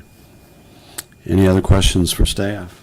Dr. Kratz? This may actually, excuse me, may end up being more of a question for the applicant, but part of it is I think I read in here, and I can't seem to find it again, that they plan to put up to 4 families, 16 people into this one house, and I swear it said 1 bathroom. Does the city have any regulations regarding that sort of thing? That's a good building code question. And Dr. Kratz, I'll let the applicant address it, because she may know. Chuck, I don't know if you've got any insight. It does meet minimum building code standards. It would meet minimum building code standards. Which is? I don't have the exact numbers, but I know that the standards, the standards do not regulate more or less the size of rooms and the functionality of rooms, but there isn't a standard, and that there is a bathroom present, but there isn't a number of bedrooms per bathroom ratio. Okay. Per se. All right, so they would have to deal with that. Yes. Mr. Craig, I have several questions particularly about the vacation of the right-of-way. Yes, sir. When you look at the plat here, that old plat, of the street, there's a 10-foot alley at the back of these lots fronting on Lafayette Boulevard. Is that a public alley? Yes, sir. And it's not open or accessible or used by anybody, it's my understanding? No, right? sir. Right. There are utilities present. There are utilities in it.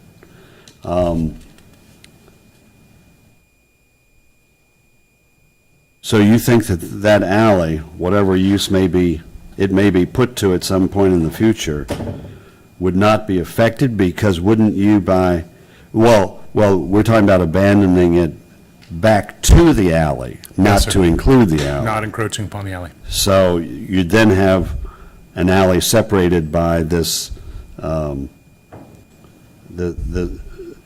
it wouldn't be separated. It would continue on.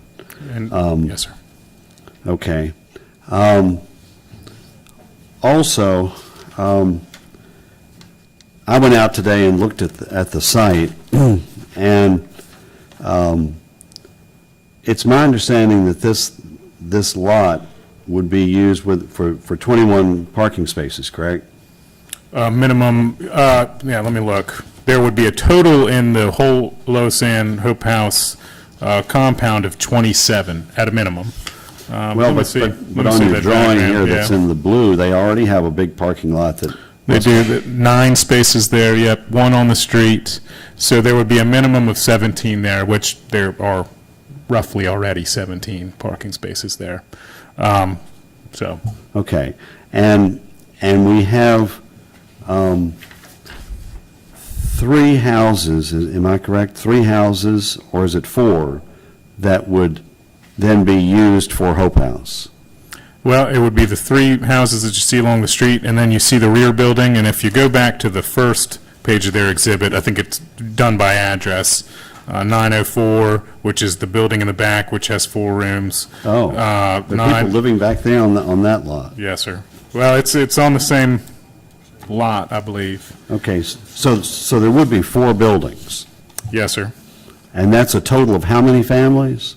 Let's see, it would be 4, 5, 4, 4, so that's 17 rooms.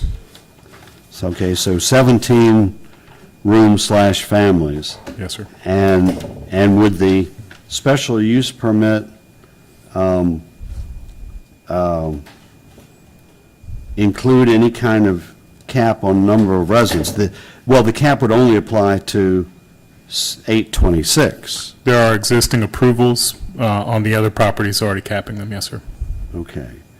And so we're talking about, again, how many families total? For the new building? For the whole thing? 17. How many? 17. 17. With the additional proposed 4. Right, okay.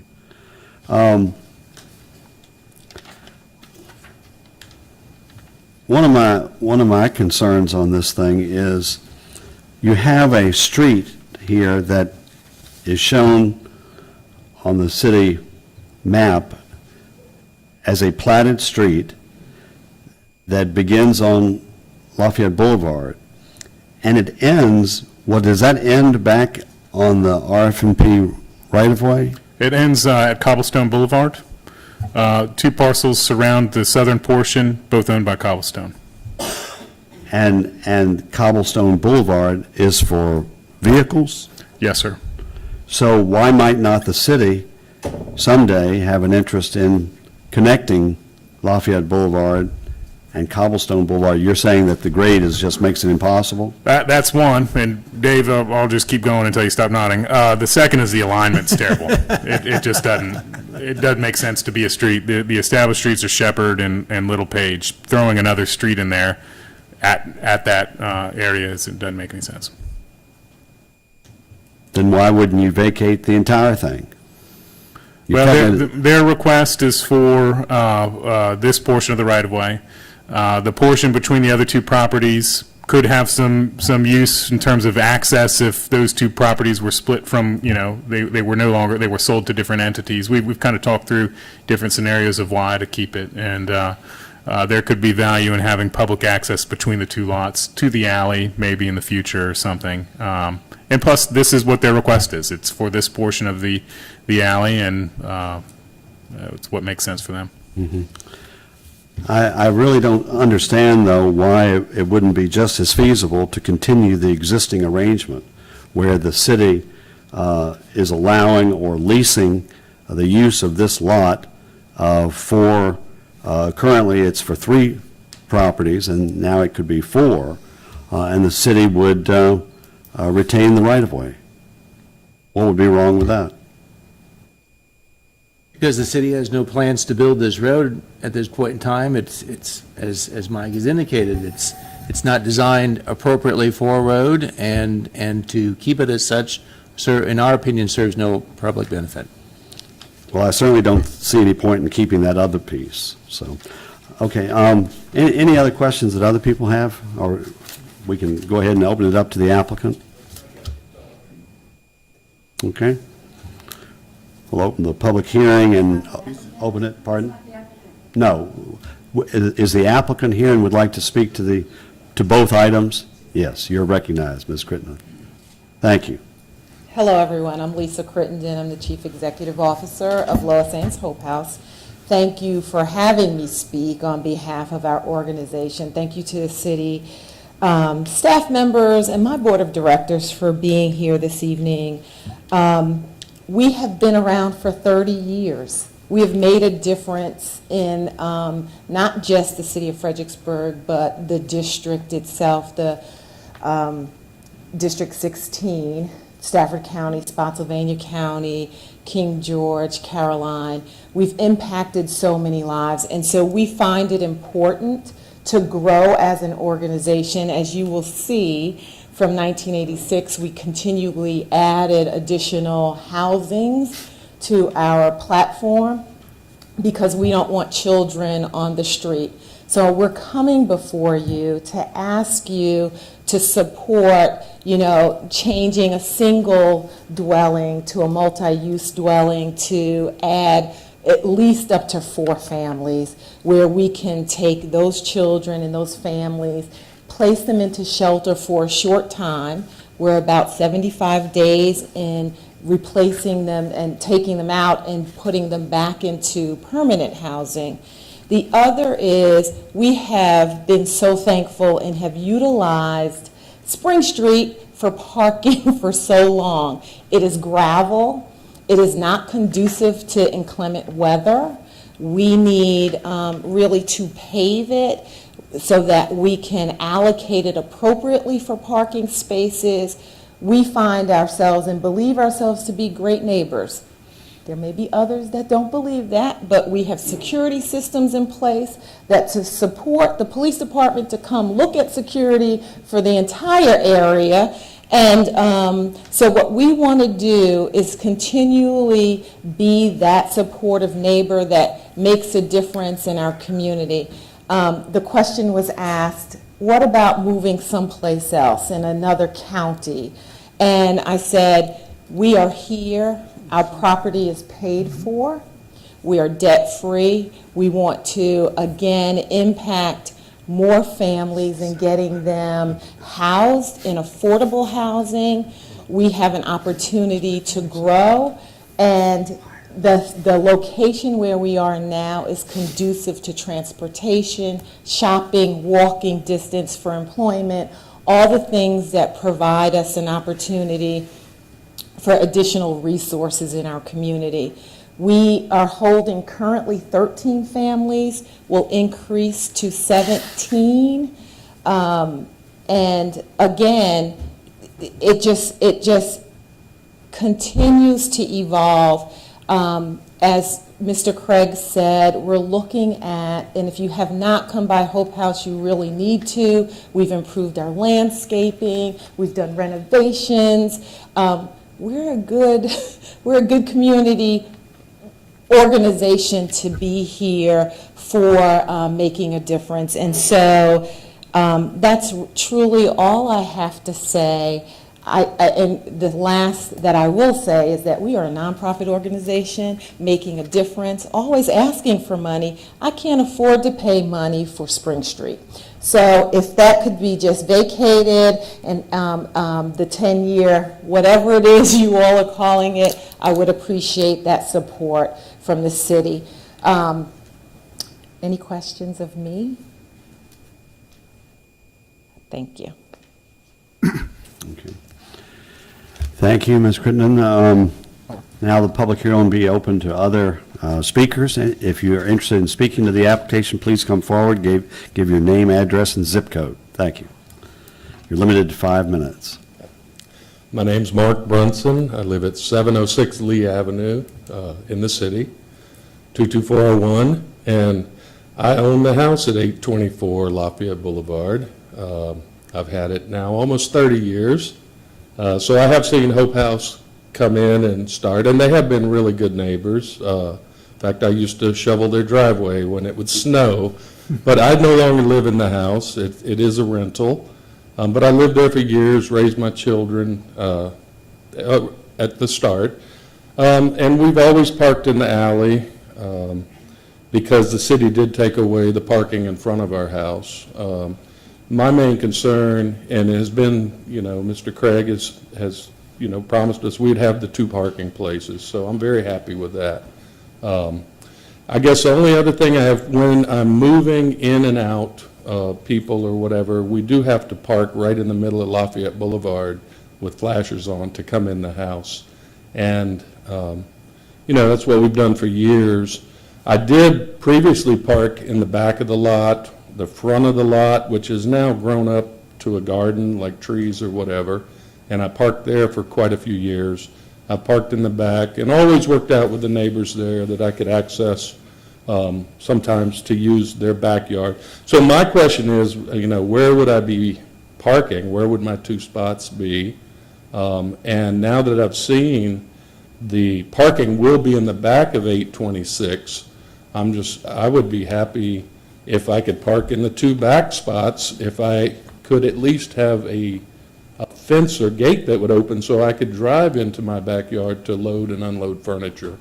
It was just something I thought of when I saw that. So, that's my really only thing I have to say. They've been great neighbors all these years. Hope House does a wonderful job. Thank you. Thank you. Anyone else?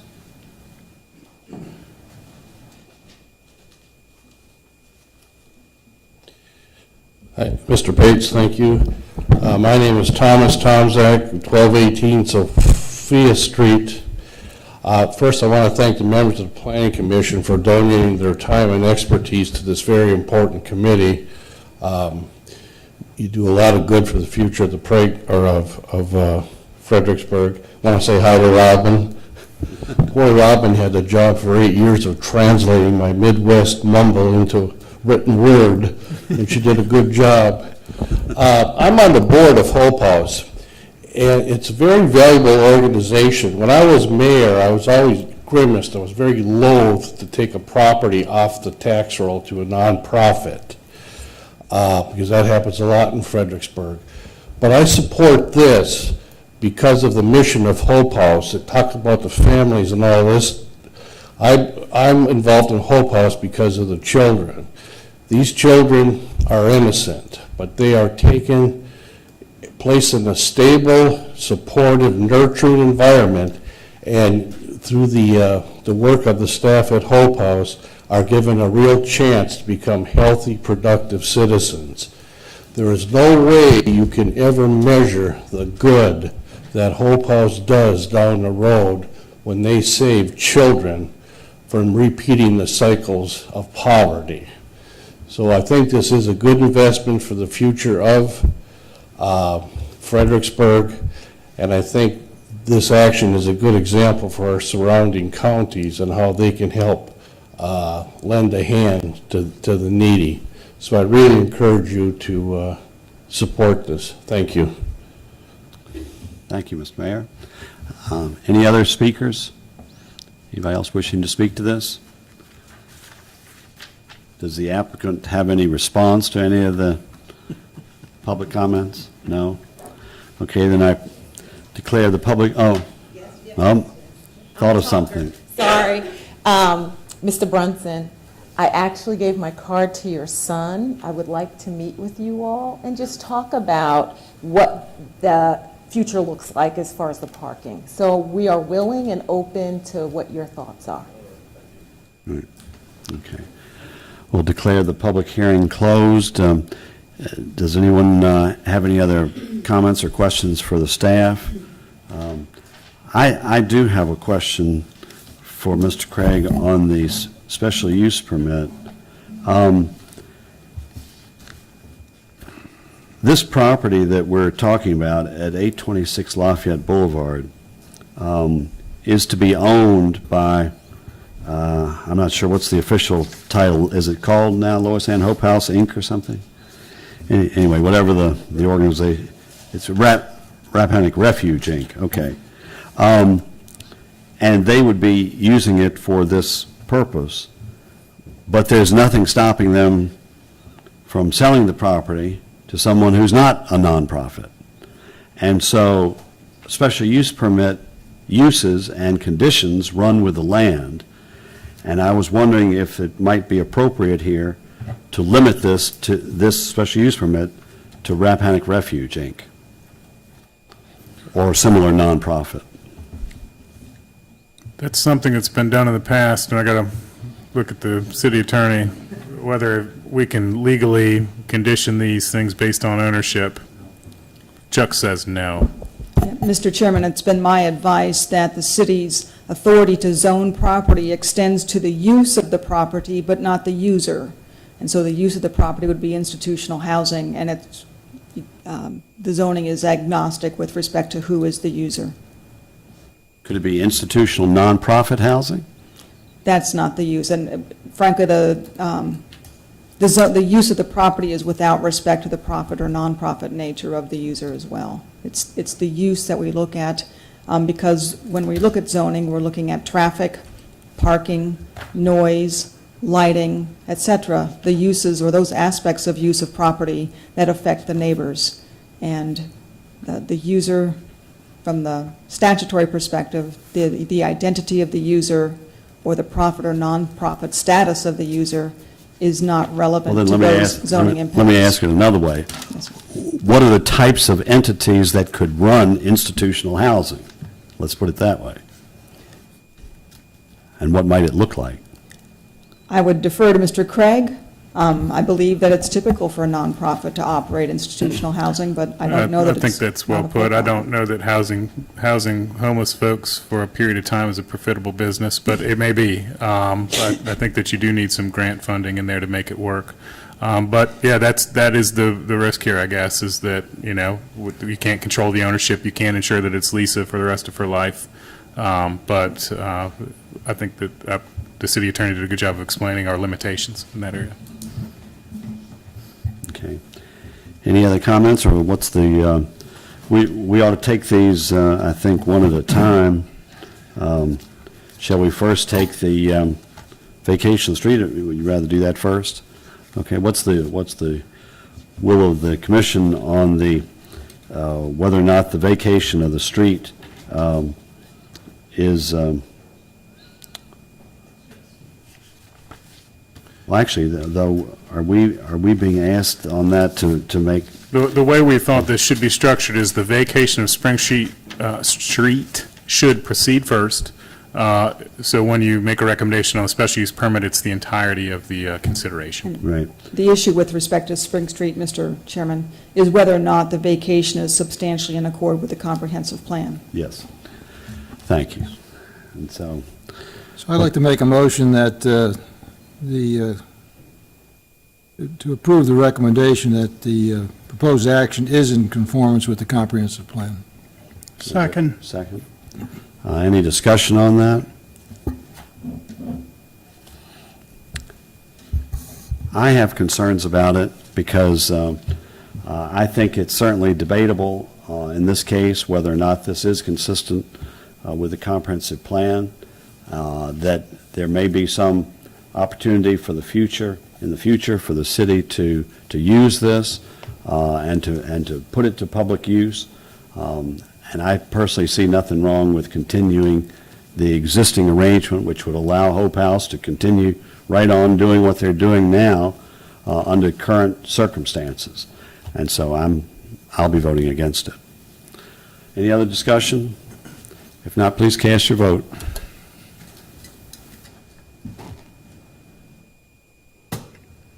And the ayes have it 5-1.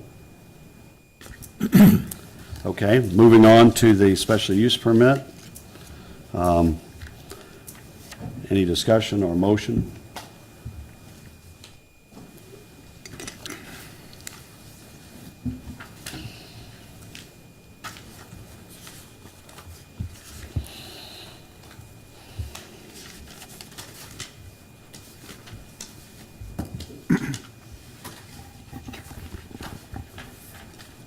Just restate here that the recommendation of staff is to recommend approval of the institutional housing special use permit at 626 Lafayette Boulevard with 3 conditions.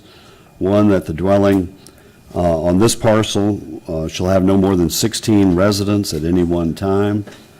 And the applicant shall consolidate the vacated Spring Street right-of-way into the 826 Lafayette Boulevard parcel through the recordation of an approved plat of subdivision within 12 months of the date of this resolution.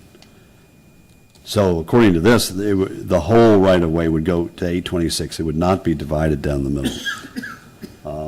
And 3, the 2 motor vehicle parking spaces on the vacated Spring Street right-of-way shall be reserved for parking by the occupants of 824 Lafayette Boulevard. That should be Boulevard, not street.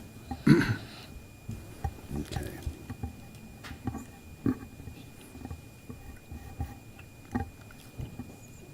Mr. Chairman, I'd like to make the motion to approve that, as you stated it. I'll second it. Okay. Motion's been made and seconded to approve the recommendation of the staff with those 3 conditions. Any discussion? I still have a question that you were trying to pursue, the fact that it's an institutional housing special use permit, correct? Yes, sir.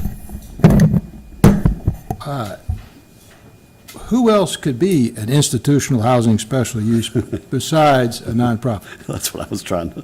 I didn't quite understand. I don't know that there's another viable model to run that. A government agency? I mean, could I buy it and run it as a... You sure could. Could I be an institutional? The profit potential there is so low that it would be like your hobby, I guess, unless you got some grant funding, you know. So that the institutional, yes, sir. It's the land use, it's not the owner. Right. So yes, you could probably have a for-profit company that makes money off institutional You could put housing. 16 people in one house. pretty You could make profitable. money at that. That's right. Well, it's in accordance with this application. That's one of the way that the SUP is written, so you would have to be in general I was conformance just trying to flush out a little bit what is possible in there. the use is proposed by Lois Sands. I mean, that's how we write the special use permit approvals. I mean, I understand what they want to do, and it makes perfectly good sense to me. Yes, I have sir. no problem with that, but I do have a problem with someone else taking that same property and using it. The use would have to be. You could put 16 college students in there, is that what you're saying? No, sir. Okay, we can't do that. It would be in conformance with the application as submitted, which lists out how they're going to run the operation, what the purpose of the operation is. And it would be if there was another iteration of Lois Sands, it was like Heather Ann's Hope House came in and bought it from them. It would be a similar operation. Well, the conditions don't say that, though. If you read the sentence above the conditions, it generally says in conformance with the application. Where does it say that? The resolution. My copy doesn't say that. Maybe, or do we have a resolution that says that? I don't know. Yes, sir. I'm talking about the resolution. I'm sorry. Not being Well, clear. we should look at the resolution, shouldn't we? That's on the vacation. Okay, here's this. Okay, I'm sorry. Okay. City Council grants a special use permit for an institutional housing use at 826 Lafayette Boulevard in accordance with the application by Rappahannock Refuge, Inc. with the following conditions. That's a standard language that Kathleen's baked in there into these resolutions that we use to make sure that it's not something weird we haven't thought of.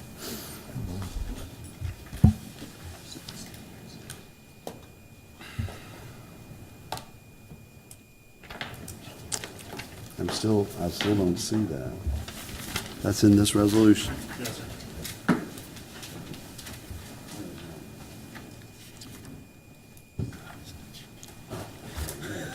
It's one of the conditions.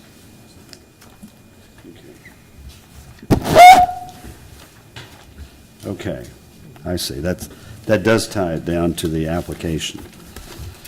Okay. Thank you. Is that helpful, Mr. O'Toole? Yes. Okay. Any other discussion? I very much support the work of Hope House, and I think they've done an excellent job for this community. And in all the years it's been in operation, I don't think I have ever heard of a single negative comment or complaint about Hope House, which is remarkable for doing the kind of work that they're trying to do. However, this resolution is dependent and incorporates the vacation of the street and the conveyance of Spring Street to the 826 Lafayette Boulevard. And because I have problems with that, I'm going to have to vote against the motion. Any other discussion? If not, please cast your vote. Vote same, 5-1. Passes 5-1. Thank you very much. Okay, congratulations. Okay. Moving on to old business, action items. Item number 8, UDOTA 2017-05. The City of Fredericksburg proposes amendments to the 2015 Comprehensive Plan to incorporate a new 20-year vision statement for the city that was developed by City Council at its biennial retreat, and to incorporate the 10 goals and 30 implementing objectives of the 2017 Economic Development Strategic Plan as goals and initiatives in Chapter 6, Business Opportunities of the Comprehensive Plan. Mr. Craig, are you doing this, or is Chuck? Chuck? Thank you, Mr. Chairman. As you've indicated in the description, those are the two changes being proposed to the comprehensive plan. Both of those had gone through lengthy discussions. The economic development strategy, certainly by the EDA, Economic Development Authority, as well as the City Council, and similarly their vision program statement at their biennial offsite meeting last fall and over the succeeding months, culminating in public information sessions, 3 of them. Mr. Pates was at one last Wednesday. Mr. Gant was on one Monday night. I did not attend the one on Saturday, so I don't know if anyone else saw the others. So this is something the council has approved, and they're asking the Planning Commission to endorse including it in the comprehensive plan. And that's the first piece. Both pieces. Both pieces. I mentioned the economic development strategy that had been reviewed and vetted by the EDA, Economic Development Authority, and by the City Council, and has been adopted by City Council, and asking both these changes to the comprehensive plan be endorsed by the Planning Commission. The Planning Commission hasn't considered or discussed either one before tonight, and I was just kind of curious from the town hall meetings that you held. Do you think that there is any sentiment by the staff or by the council to change anything? No, sir. Mm-hmm. Okay. I'll even go further. Most of my neighbors in the village of Ottawa and those folks that attended Monday were very pleased and thankful to the mayor and city council and the city manager for coming out to speak to them and share that vision. And I think that one of the things they walked away with was, a feeling that there is a dialogue going on between the elected members and the residents. It actually was well received. And we probably need to look at how we do more of those. But I didn't see anyone say, Now, that doesn't make sense to me, especially thinking out to 2037. All right. Roughly how many people came to yours? So in our clubhouse, I think they had about 60 seats out. Okay, so imagine this. It was full, even had a few folks sitting around the corners. The next night, so last night, we held our annual HOA meeting. Probably half. Yeah. Right. So it really was a good turnout. And it wasn't just from the village of Idlewild. I would say there are folks who came from around the city in order to hear it.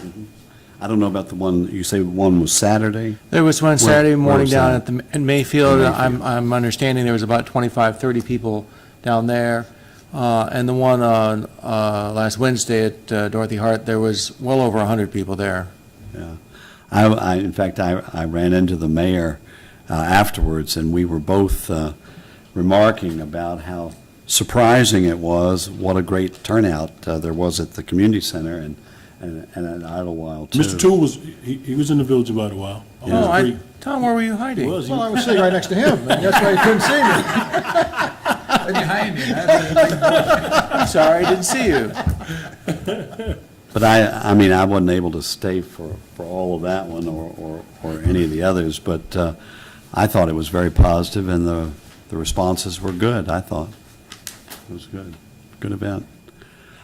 So any discussion on these, or what's the will of the commission?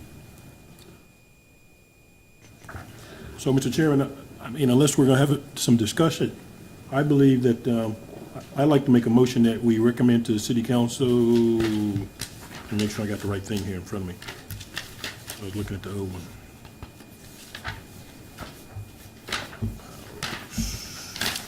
Okay. Right there on the top. I'd like to make a motion that we recommend to the city council for the approval of the amendments to the 2015 comprehensive plan to include the 2037 council vision statement and the 2017 economic development strategic plan. Is there a second? I second. I just had one question. Now, were both of these items publicly heard? At council, yes, and at the, yes, the EDA had. No, by the planning commission. Have we had a public hearing on it? We had, did, we had, on- we had. on we- both of these?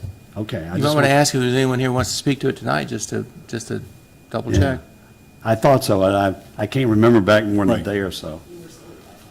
Yeah, okay, I just want to make sure. Okay. Any other discussion on any of either the vision plan or the vision statement or the strategic plan? No, but as Mr. Hornick said this evening, I mean, it is good that we're getting more involved in the strategy and just, reviewing the plans and everything. We talked about that early on, so this is going to really line up well. That's the way it's supposed to work. All right. Any other comments? If not, please cast your vote.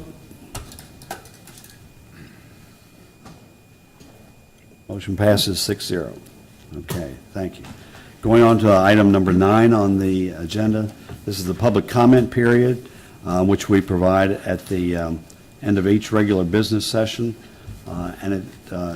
We receive comments by any citizen wanting to make a statement regarding any commission business that was not listed on tonight's public hearing agenda.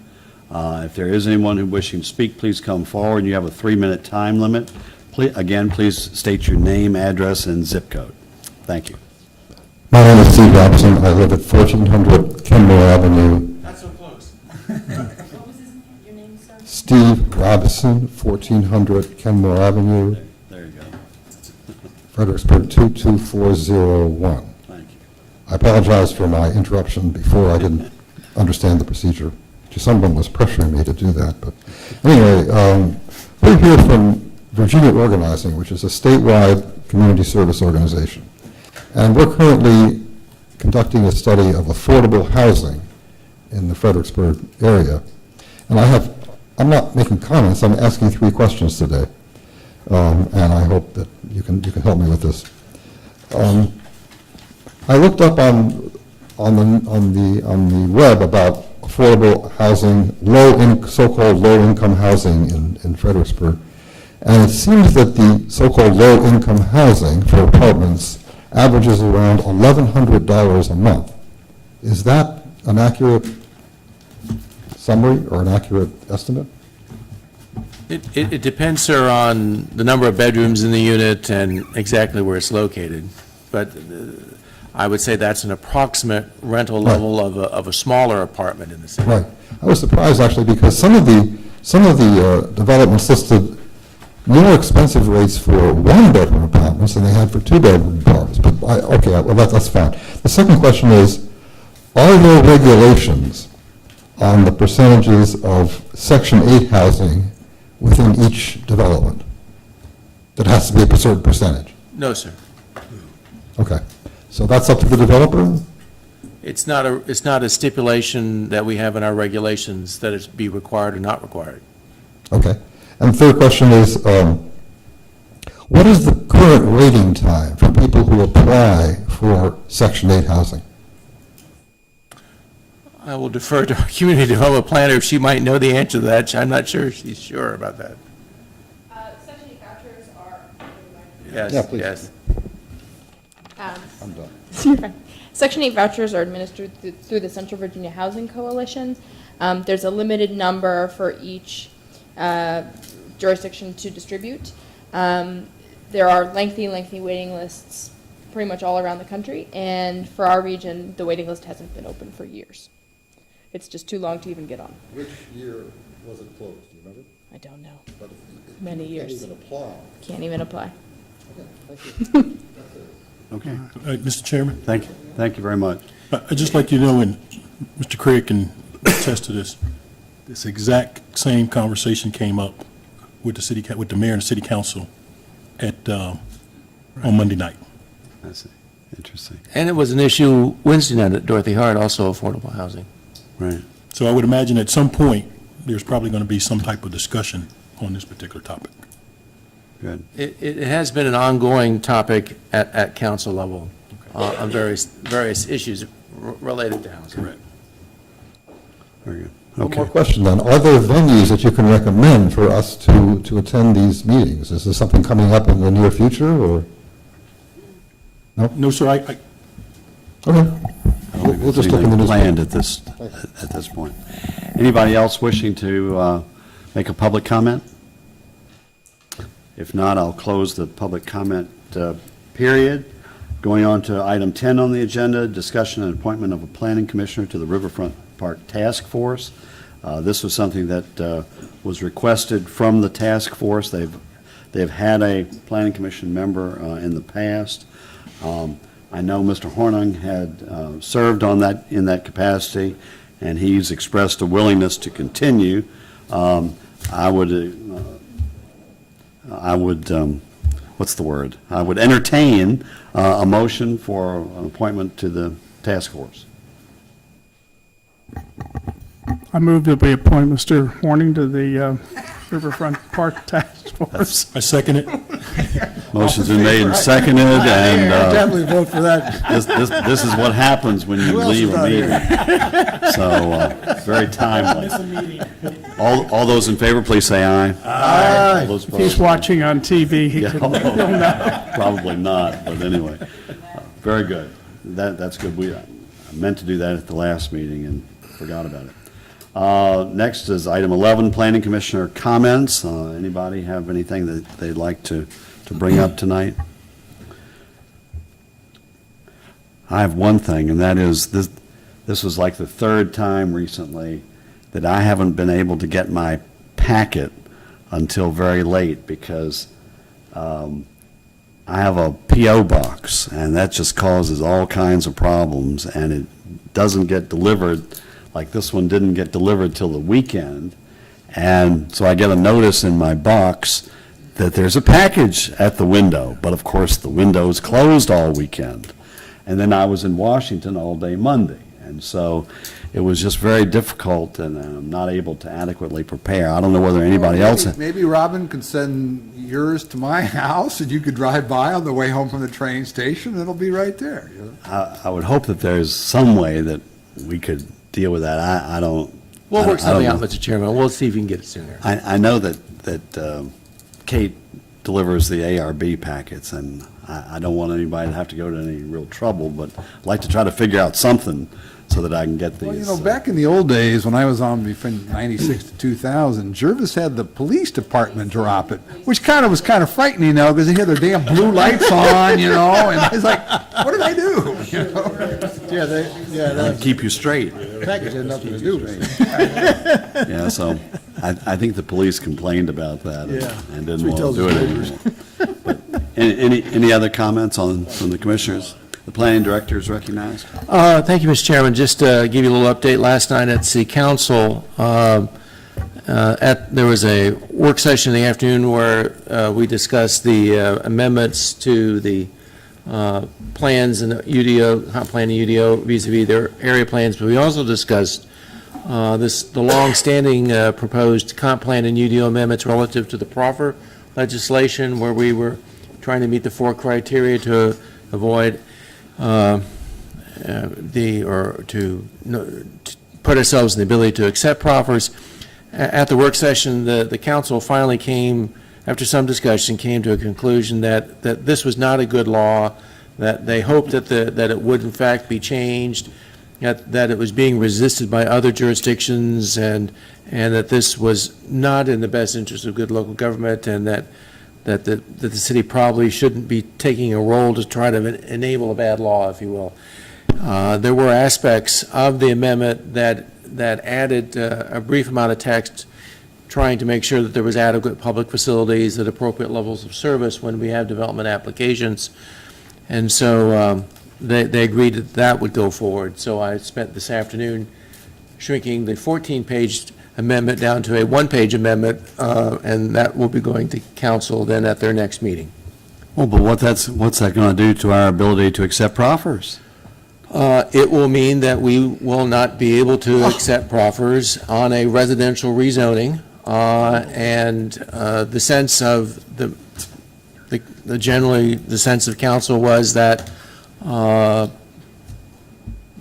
that was not a position that the city should be putting itself into. The sense also, there was a lot of hesitancy about the provision where we were allowing some areas to go to the 3.0 FAR for commercial purposes, but the special use, there was just a lot of hesitancy with that.